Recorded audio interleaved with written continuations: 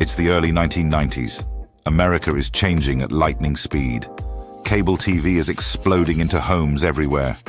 Hip-hop is making its way from the streets to the suburbs.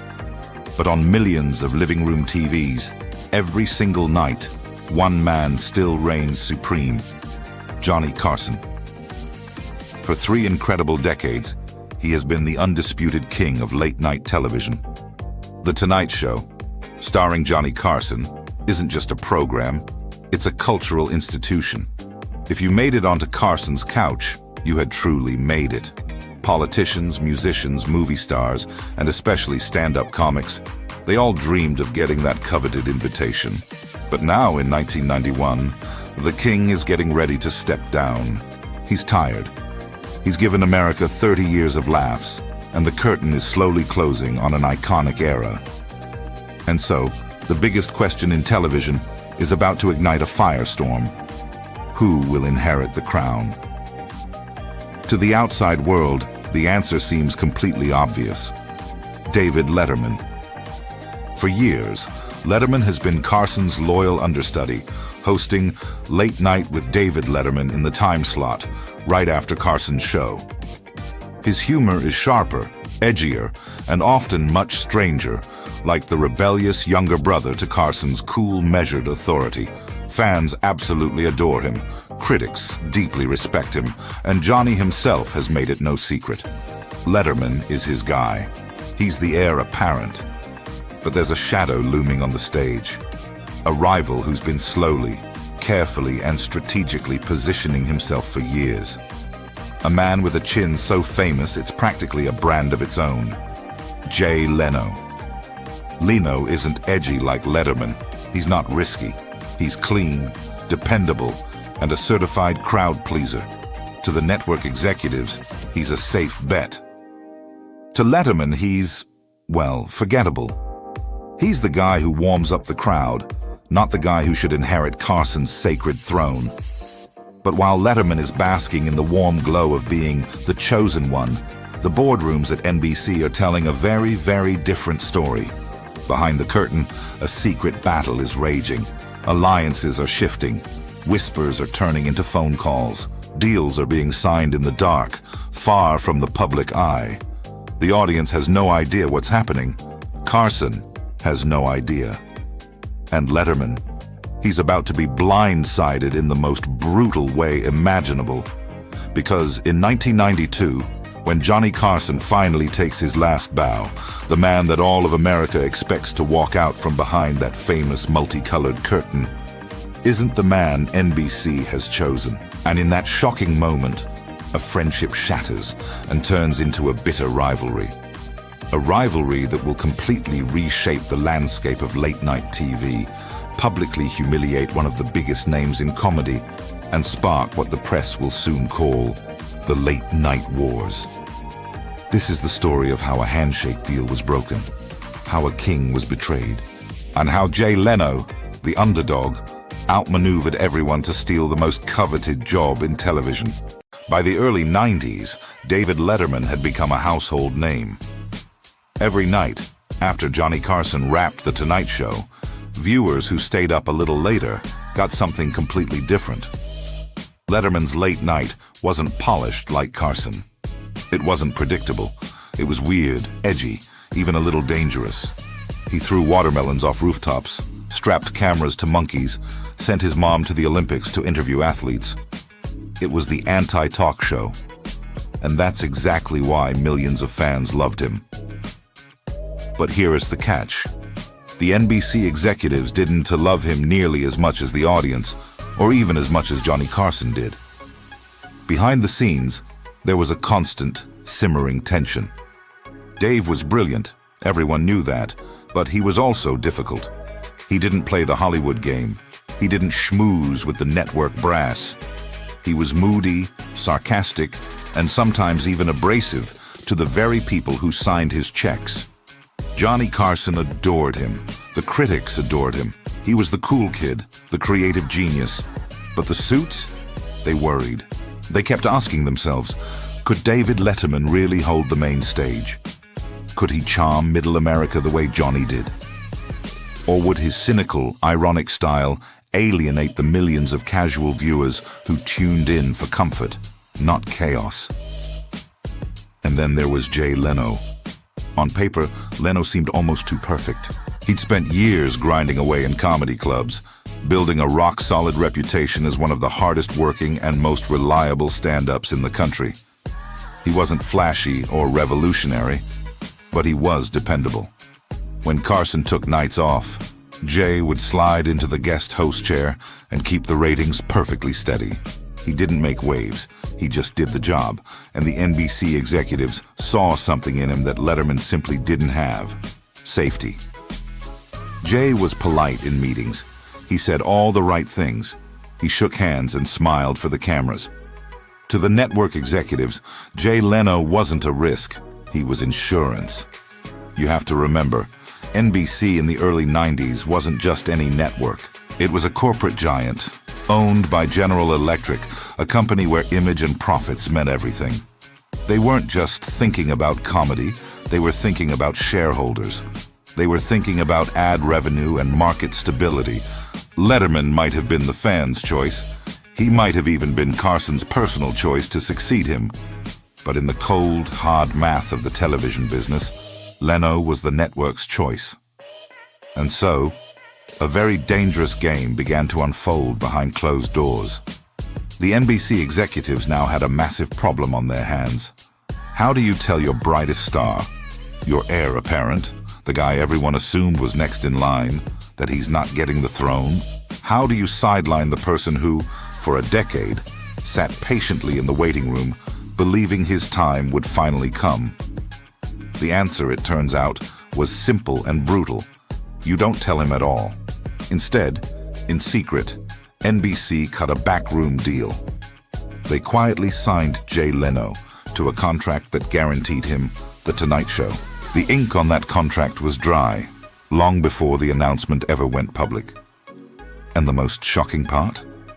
Not even Johnny Carson himself knew that this betrayal was already set in stone. So while David Letterman was out there every night, cracking jokes and carrying the torch for late-night television, the very network he trusted was quietly sharpening the knife behind his back. The stage was now set for one of the most brutal and infamous betrayals in TV history. Spring 1991. The king of late-night television, Johnny Carson, finally makes it official. After 3 decades at the helm of The Tonight Show, he's ready to step down.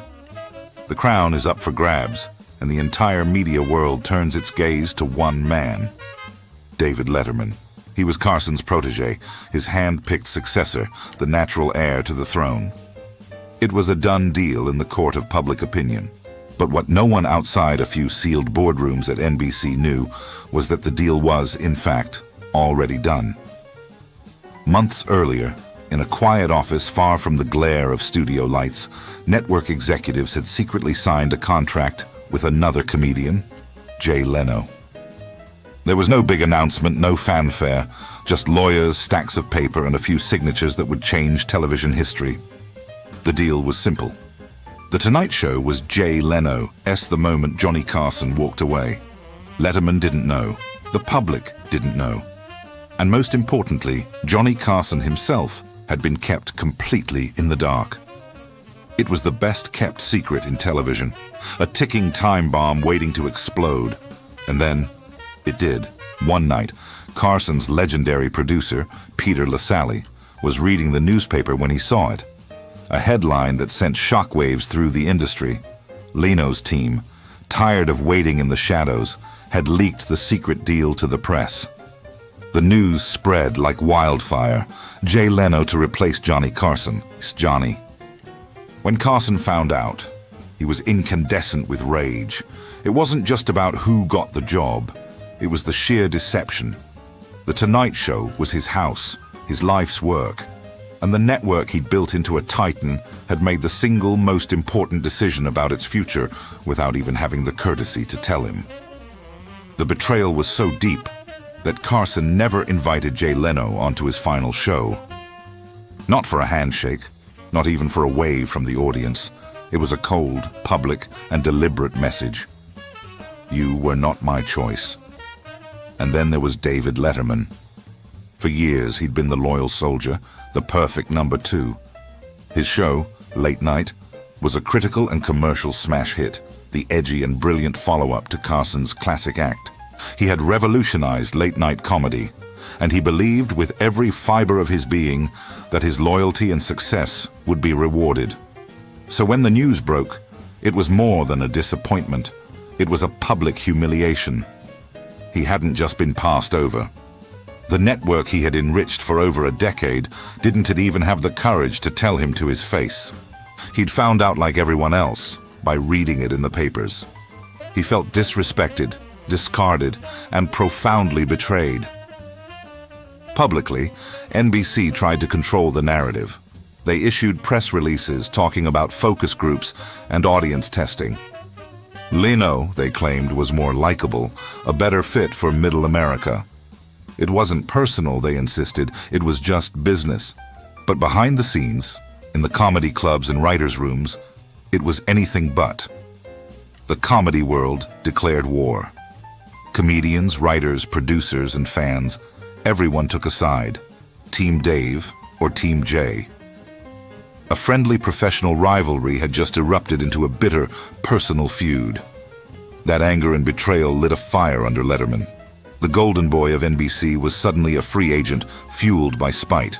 If they wouldn't give him the throne he'd earned, he would go across the street and build a bigger one.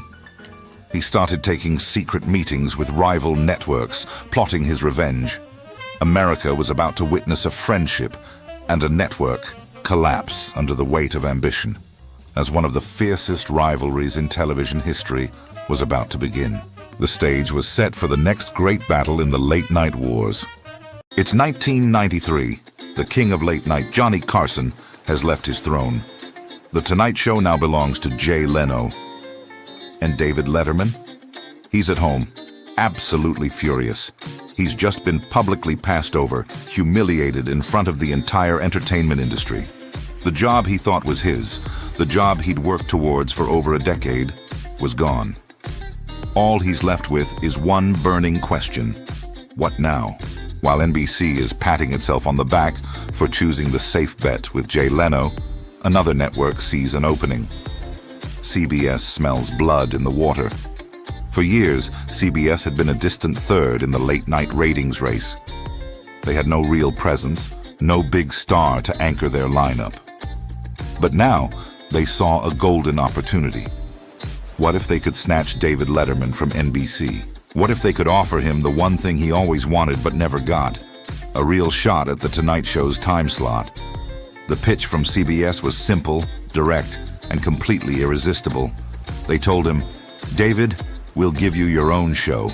Same time slot, a bigger budget, and most importantly, total creative control." For Letterman, who felt stifled and undervalued at NBC, this was everything. And just like that, he was gone. He signed a massive deal with CBS and immediately started building his new empire. His goal wasn't just to create a successful show, it was to get the ultimate revenge by going head-to-head with Jay Leno every single night. On August 30th, 1993, the war officially began. The Late Show with David Letterman premiered on CBS, and the atmosphere was electric. The audience was packed with fans who felt just as betrayed by NBC as Letterman did. They followed him in droves. From the very first monologue, it was clear this was a different kind of show. The jokes were sharper, the monologues were more biting, and Letterman had a rebellious anti-establishment edge that made Leno's Tonight Show look almost boring by comparison. And the results were immediate. For the first 2 years, Letterman didn't just win, he dominated. He wasn't just beating Jay in the ratings, he was crushing him. It seemed like a decisive victory. The critics declared the battle was over. The public saw it as a settled feud. David Letterman had avenged the betrayal and proven he was the rightful heir to the late-night crown. The media couldn't get enough of it. Headlines everywhere screamed about the late-night wars. Every single ratings report was analyzed like a scorecard in a heavyweight boxing match. The narrative was set. Letterman was the edgy, sarcastic, cool outsider. Leno was the friendly, safe, dependable company man. It was more than just a TV show rivalry. It was a cultural phenomenon. It was Coke versus Pepsi. It was Batman versus Superman. Every night at 11:30, Americans weren't just choosing a show to watch, they were choosing a side. But here's the thing about wars. They rarely end that easily. What nobody realized at the time was that Jay Leno, the friendly guy next door, had a few tricks left up his sleeve. While Letterman and his team were celebrating their early lead, feeling like they had already won, fate was about to hand Jay a golden opportunity. An opportunity that would completely flip the ratings, rewrite the narrative of the feud, and make the late-night wars nastier and more personal than ever before. And it all started with a famous British actor, a shocking Hollywood scandal, and one single interview that changed everything. By 1994, David Letterman was king of the world. His CBS Late Show was a cultural phenomenon. Critics adored him, the ratings were through the roof, and his old network, NBC, looked like they'd made the worst decision in television history by choosing Jay Leno over him. For 2 solid years, every single ratings report was a victory lap for Letterman and another painful jab for NBC. Dave was smug. He was confident. Maybe a little too comfortable on his throne. Because in the chaotic world of late-night television, all it takes is one single night, one single guest, to completely change the game. The summer of 1995. The impossibly charming British actor Hugh Grant gets arrested on Sunset Boulevard for soliciting a prostitute. The story is an absolute bombshell. It's scandalous, it's sleazy, and it's the kind of train wreck America simply cannot look away from. Every network, every talk show host is desperate to land his first post-scandal interview. Letterman wanted it, ABC wanted it, CNN wanted it. But somehow, through sheer persistence or a stroke of genius, Jay Leno got the booking. On July 10th, 1995, Jay Leno walked out to his desk, looked straight into the camera, and with the entire world watching, he asked Hugh Grant the question on everyone's mind. What the hell were you thinking? The studio audience exploded. It was blunt, it was funny, and it was devastatingly simple. That one line dominated the news cycle for the next 48 hours. Suddenly, Jay Leno wasn't just the other guy on NBC. He was the center of the pop culture universe. And that one interview changed everything. For the first time since the late-night war began, Jay Leno beat David Letterman in the ratings. And once he pulled ahead, he never looked back. Week after week, his numbers started to climb. What critics had dismissed as safe and comfortable comedy was suddenly his greatest asset.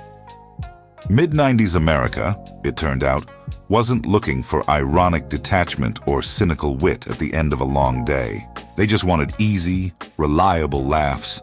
And that's exactly what Jay Leno delivered, night after night. Meanwhile, Letterman started to falter. The sharper and more sarcastic his comedy became, the more it seemed to alienate mainstream viewers. His edge, once his biggest strength, now felt abrasive next to Jay's good-natured, middle-of-the-road appeal. By 1996, the balance of power had officially shifted. The man NBC had been ridiculed for choosing had become their golden goose. The rivalry was no longer just about ratings. It was about identity. It was a culture war playing out at 11:30 p.m. To his fans, Letterman was the cool, rebellious outsider who got screwed by the system and wasn't afraid to tell it like it is. To his own audience, Leno was the friendly everyman, the guy next door who never tried to be smarter than you, the one you'd actually want to have a beer with. The feud had become a referendum on what America truly wanted from its late-night host. Behind the scenes, Letterman was seething. He saw the narrative forming. The brilliant heir apparent had lost to the safe bet. In public, he'd make subtle jokes at Leno's expense, calling his humor predictable or vanilla. But you could tell it was eating him up inside. The war that began with NBC's betrayal had now become a daily public reminder that he was losing.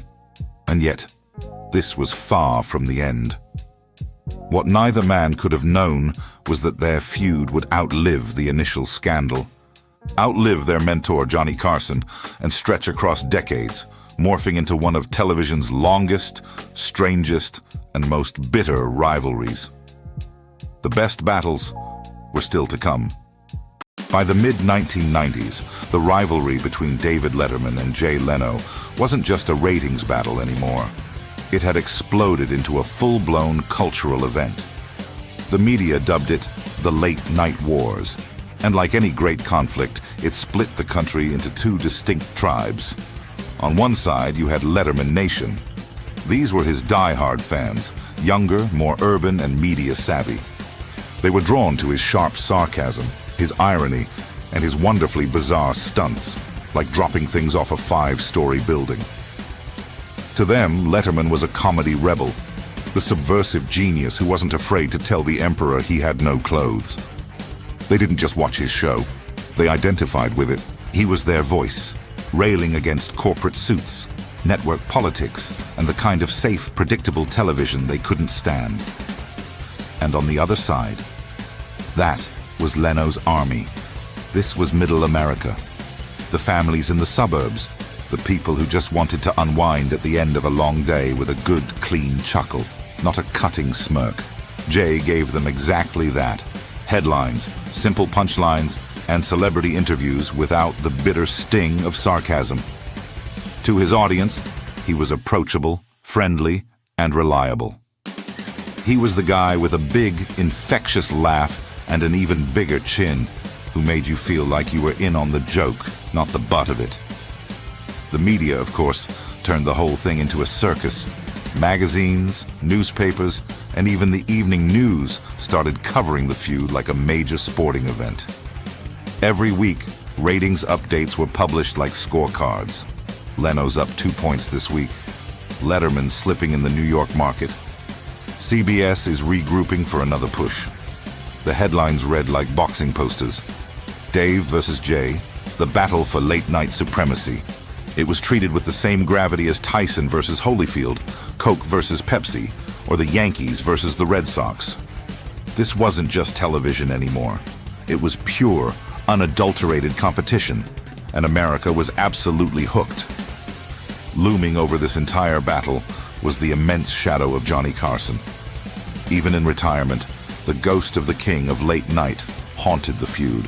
Carson never forgave NBC for passing over Letterman and choosing Leno.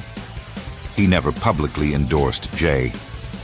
In fact, on the rare occasions Carson did appear on television after his retirement, who did he call? David Letterman, not Jay. That unspoken endorsement was like a secret weapon for Letterman's fans. It kept them fired up, validating their belief that Dave wasn't just the underdog, he was the rightful heir to the throne, personally blessed by the king himself. This tension inevitably spilled over into the comedy itself. Letterman, ever the provocateur, would take sly, cutting digs at NBC and what he saw as Leno's safe humor. Leno, playing the good guy, usually avoided taking direct shots, but he couldn't resist the occasional reminder to his audience and to the industry about who was actually winning the ratings war.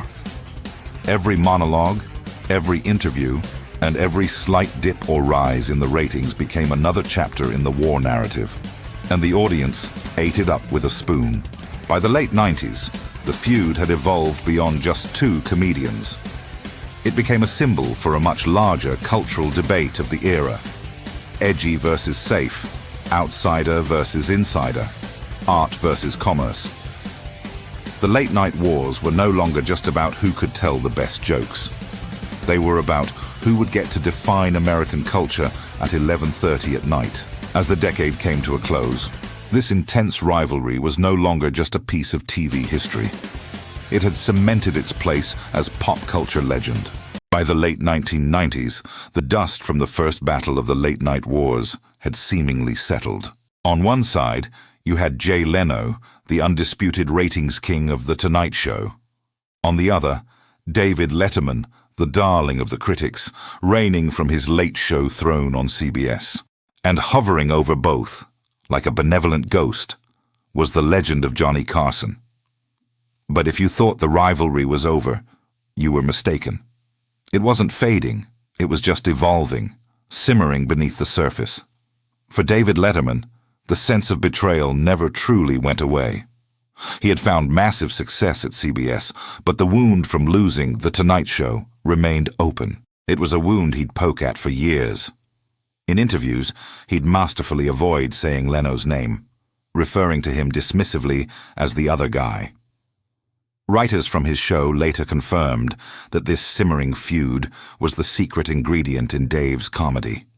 Every monologue, every subtle jab at NBC was a sharp reminder of the dream that had been snatched away from him. Meanwhile, Jay Leno played the part of the unbothered victor. He was all smiles and handshakes, repeating his classic line to reporters, "I don't have a problem with Dave." He was the nice guy who just happened to win. But that affable mask would occasionally slip. When journalists brought up Johnny Carson's well-known preference for Letterman, Jay's smile would flicker. He knew that no matter how many ratings victories he stacked up, he would never have the one thing he craved: Carson's blessing. He had the crown, but not the king's approval.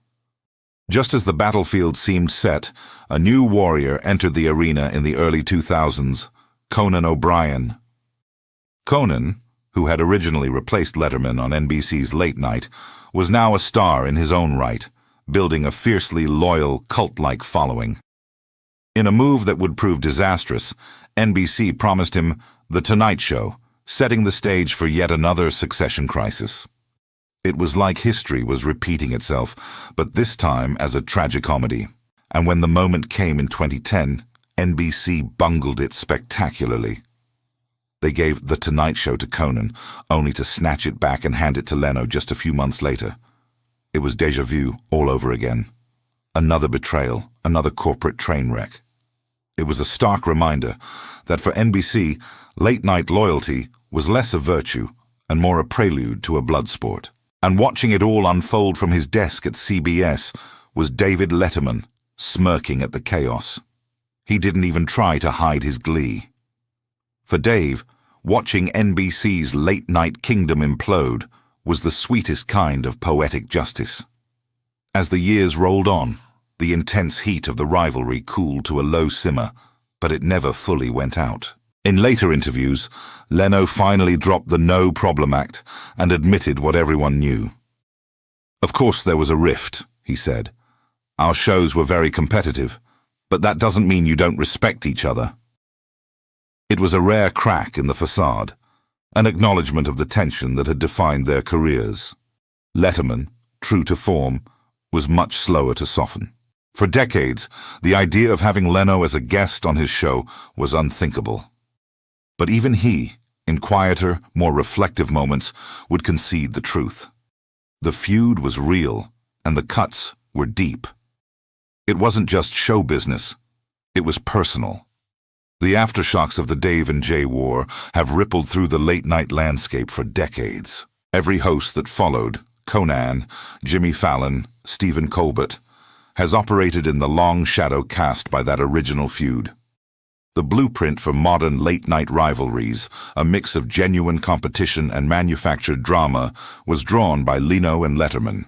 By the time both men hung up their ties and retired in the 2010s, the war that had defined a generation of television had finally become what it was always destined to be: history.